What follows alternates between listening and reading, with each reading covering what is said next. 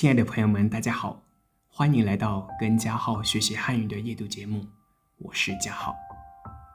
2021年已经过去了7个月，在这个过程中，我们已经经历了很多事情，但无论怎样，别忘跟自己说一句谢谢。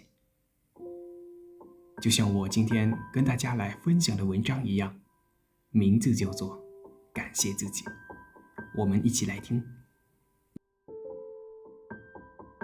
不知不觉7月就要结束了。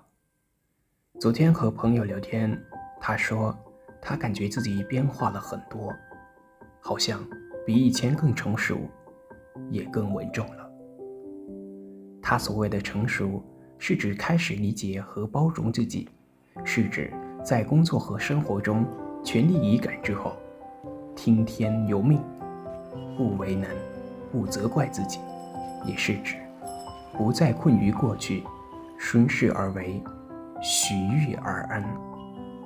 我觉得这样的改变挺好的。很多时候，我们都是寄希望于别人，期待从别处得到温柔和力量，等待救赎和帮扶。我们常常会忘记，其实真正可以拯救和治愈我们的，从来只有自己。就像那句话说的，生活从始至终都是一个样子的，有阴晴，有远却，有高潮，有低谷。不管遇到什么，真正会好起来的，从来不是生活，而是那个不放弃、死拼到底的你自己。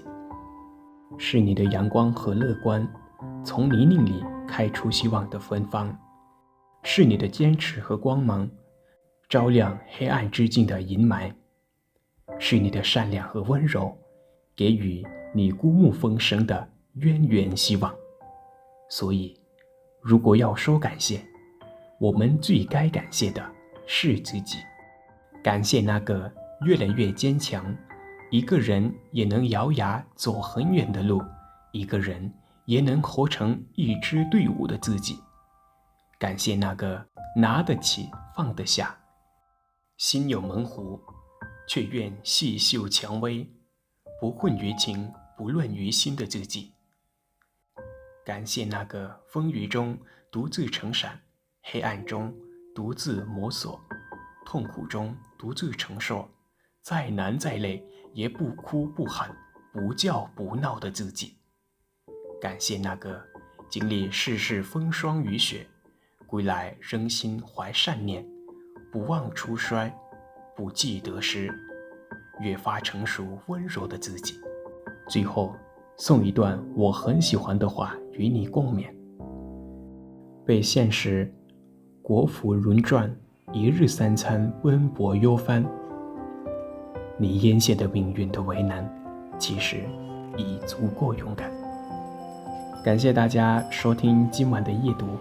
如果您喜欢这篇文章，记得分享给更多的朋友，让其他学习汉语的朋友们跟我一起学习汉语。最后我想说，这半年记得谢谢自己。今晚跟大家说一声，我们下期再见。